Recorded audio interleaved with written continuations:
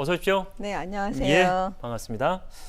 자, 2014년 재보궐 이후 6년 만에 다시 수원 을로 나서게 됐습니다. 먼저 출마의 변부터 들어보도록 하겠습니다. 네, 이제 제가 수원의 권선구에서 국회의원 2번을 했습니다. 예. 예, 그래서 이제 지난번에 이제 지역구가 분할되는 바람에 밀려서 이렇게 지역구가 이 서수원 지역에 제가 출마를 못했었거든요. 예. 예, 그래서 이제 이번에 이제 서수원 지역으로 다시 돌아온 거죠. 예, 근데 이제 이번에 되면 제가 3선입니다. 예. 우리 이제 지금 현재 수원 을 지역, 이 서수원 지역은 할 일이 굉장히 많아요. 수원 비행장이 있는 곳이에요. 그래서 이제 우리 지역 주민들께서 항상 우리의 가치를 제대로 인정받지 못하는 거에 대해서 많이 속상해하시는 예. 부분이 많거든요. 그래서 이제 이번에 이제 3선이 되면 짜장면도 3선 짜장면 그러잖아요. 네. 국회의원들이 이제 쉽게 하는 얘기인데요. 예. 국회에서는 3선이 꽃이다. 왜냐하면 상임위원장을 할 수 있거든요. 정말 많은 돈과 많은 정책들을 만질 수 있는 자리예요. 저는 우리 서수원 주민들에게 그 선물을 다 드리고 싶어요. 예. 잠시 떠나 있었던 그런 아쉬움을 아주 그냥 의욕적으로 표현해 주셨는데 그간 최고위원으로 당에서 많은 정치 활동을 해오셨습니다. 그간의 성과도 뭐 짧게 들어보도록 할까요? 다 아시겠지만 탄핵 이후에 굉장히 어려웠습니다. 예. 네, 이제 가장 잘했다 이거는 안정감을 가져왔다는 거 우리 당이. 그다음에 두 번째는 통합한 거요. 예. 선거 전에 통합한 거. 이거는 저는 정말 지금 지도부가 많은 애를 썼다. 그리고 저도 전국을 다니면서 통합의 필요성 그런 걸 많이 역설했거든요. 예. 그래서 그건 정말 감사드려요. 예. 자, 이제 지역민들을 위해서 어떤 노력들을 하실지 시청자분들이 좀 들여다볼 수 있는 시간을 갖도록 하겠습니다. 수원을 후보들에게 준비한 공통 질문 많습니다. 4가지.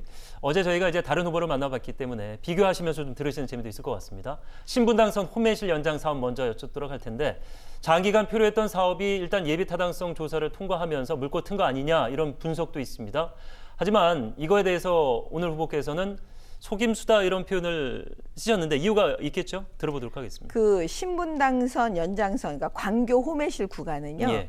이미 2003년도에 예타가 통과됐어요. 다 보시면 알겠지만. 준비된 이 자료가 그때 네, 이게 내용이죠? 보이시죠? 연도. 예. 2003년 제가 6월에. 확인해드리겠습니다. 2003년 네, 6월에. 2003년 6월에 예타가 통과됐는데요. 예. 복선으로 통과가 됐어요. 예, 이게 핵심이에요. 그러면 뭐냐? 이거는 착공의 문제였어요. 예. 빨리 착공해라의 문제였어요. 예. 만약에 정미경이 연쇄적으로 2008년에서 국회의원이 돼서 2012년도에 바로 국회의원이 됐으면 이건 통과됐을 거예요. 예. 근데 생각을 해보세요. 그때 공천을 못 받고 이런 바람에 국회의원이 되지 못한 거예요. 예. 참 안타까운데 뭐냐면 이 신분당선 연장선은 반드시 복선으로 착공 전에 해야 돼요. 왜냐하면 그렇게 약속을 했으니까 정부가. 네. 그다음에 돈도 받았어요. 정부가. 무슨 돈이냐면 주민들이 다 돈을 냈어요. 복선 비용을. 네. 그게 한 5천억 정도 돼요. 예. 그러면 돈도 복선 비용으로 받고 그다음에 복선으로 하겠다고 다 약속했는데 지금에 와서 단선으로 한다고 하니까 이걸 주민들이 알면 얼마나 속상해 하시겠어요. 예. 그리고 이거는 단선이 되면 왜 쭉 갔다가 쭉 오는 거예요. 이거 기다리는데 지금 보니까 단선 구간이 5km가 넘어서요. 편의성이 좀 떨어진다는 지적이신 거죠? 20분에서 한 25분 기다린대요. 예. 그리고 이제 이게 단선 쭉 갔다 쭉 오는 거니까요. 예. 확장이 안 되는 거예요. 봉담으로 지금 간다, 화성으로 연장한다. 이거 이제 연장 불가능한 거예요. 그래서 제가 볼 때는 지금 이렇게 오랜 시간을 기다렸는데 빨리 착공해 주세요. 근데 착공하기 전에 지금 이번에 복선으로 제대로 해야 됩니다. 그리고 제가 이번에 되면 3선이잖아요. 예. 제가 하려고 해요. 어려운 문제는 정미경이 해요. 예. 지켜보도록 하겠고요. 네. 앞서 잠깐 먼저 언급을 하셨는데 이제 궁공항 이전 문제가 해묵은 사안이 돼버렸습니다. 화성시 화원 간척지 이전이 결정됐다가 지역민의 반발로 궁공항 이전이 미뤄질 가능성이 현재는 높아지고 있는 상황인데 지역민들이 항상 이 부분은 뉴스가 나올 때마다 좀 주의 깊게 듣는 그런 부분인 것 같습니다. 수원 비행장 하면 정미경이에요. 사실 권선구 주민들은 다 알고 계십니다. 예. 제가 국회의원 2번 하면서 국방위를 다녔어요. 예. 그래서 야간에 국방대학원까지 다녔어요. 이 문제를 정확하게 짚으려고. 예. 그래서 제가 어떻게 해결을 했냐면 수원 비행장은 비상활주로하고 같이 있었습니다. 옮기려면 몸체를 가볍게 해야 돼요. 그래서 비상활주로를 해제해요, 제가. 그래서 그걸 안쪽으로 옮겨서 일단 몸체를 가볍게 하고요. 예. 그다음에 수원 비행장 이전의 핵심은 국방부 스스로 이전 부지를 찾아내는 거였습니다. 그래서 그걸 예산을 따서 줬어요. 예. 찾아라. 그래서 찾았습니다. 그래서 국방부가 스스로 이전하겠다라고 발표를 한 거예요. 예. 거기까지 제가 한 거예요. 그리고 나서 이제 이전 부지를 찾아서 옮길 때 정미경이 국회에 없었던 거예요. 그래서 제가 이제 다시 돌아왔는데요. 제가 지금 나가면 주민들이 다 그러세요. 아, 이제 정미경 왔으니까 수원 비행장 해결하겠네. 이전하겠네. 그래서 마무리를 지금 제가 하려고 하는 거예요. 예. 지금 그 옮기는 과정도 사실은 능력 있는 사람이 할 수 있는 거예요. 정미경이 돌아왔습니다. 제가 하겠습니다. 예. 세 번째 공통 질문은 첨단 R&D 사이언스 파크 조성. 민원이 상당히 지금 많이 폭주하고 있다는데 그만큼 관심이 있다는 거고 우려의 사안도 있다는 거죠. 6년 만에 과연 본궤도에 오를 수 있을 것인지 어떻게 판단하고 계십니까? 지금 수원의 상황을 좀 말씀드리면요. 그 수원시장이 3선이에요. 그러니까 시장도 오래된 민주당이에요. 예. 그다음에 지금 수원의 국회의원 의석수가 5석인데요. 그렇습니다. 처음에 당선될 때 민주당이 다 당선됐어요. 지금 통합당에는 하나도 없어요. 예. 우리는 지금 국회의원이 한 자리도 없는 거예요. 예. 그러니까 말하자면 민주당 일당 도시가 돼버린 거예요, 수원이. 그런데 그렇게 집권 여당이잖아요, 더군다나 민주당은. 그럼에도 불구하고 이 사이언스 파크를 왜 못했을까요? 좀 이해가 안 되는 거예요. 일반 주민들이 저한테 그렇게 얘기를 하세요. 네. 집권 여당이죠, 민주당 시장이죠, 민주당 다 국회의원들이죠, 5군데가.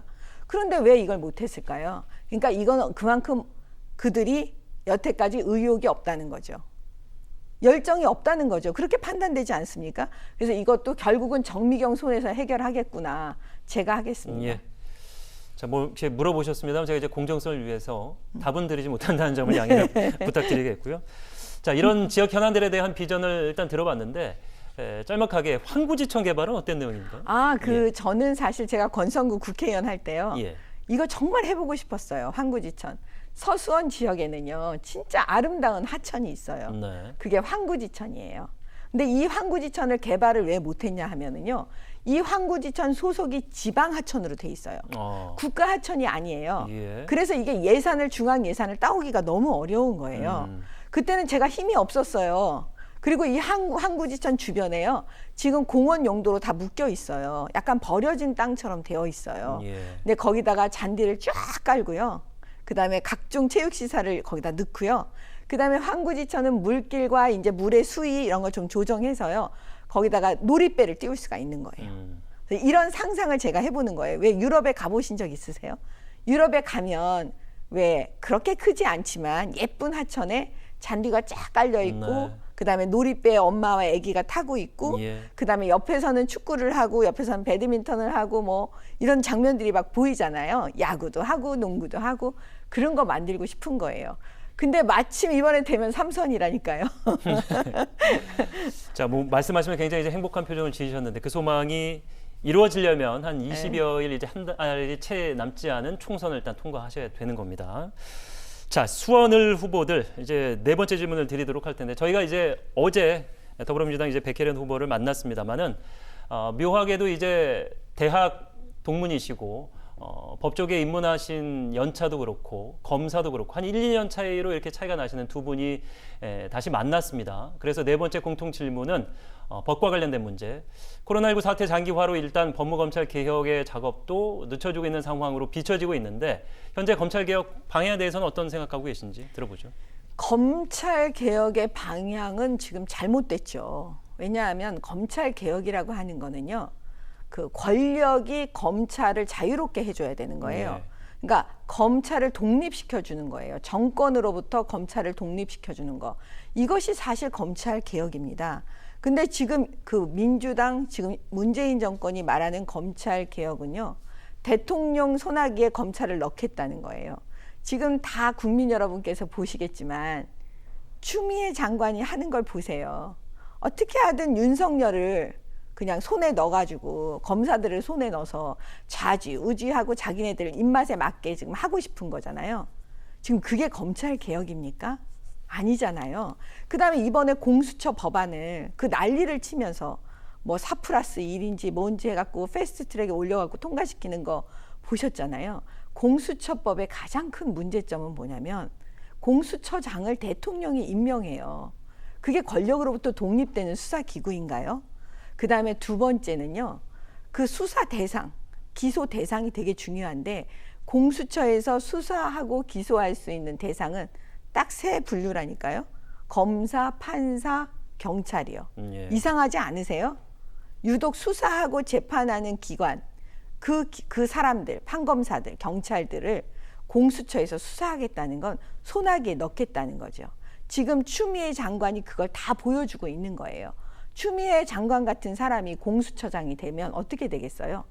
판사 막 수사 불러가지고 아무 때나 불러서 자기네 마음에 안 들면 수사하고 기소해버리고, 검사 막 불러다가 수사하고 기소하고, 경찰 불러다가 수사하고 기소하고 막 이러지 않겠습니까? 근데 그게 검찰 개혁입니까? 저는 국민 여러분께서 이제 많이 아실 거라고 보여요. 이건 검찰 개혁이 아닙니다. 독재하겠다는 겁니다. 예.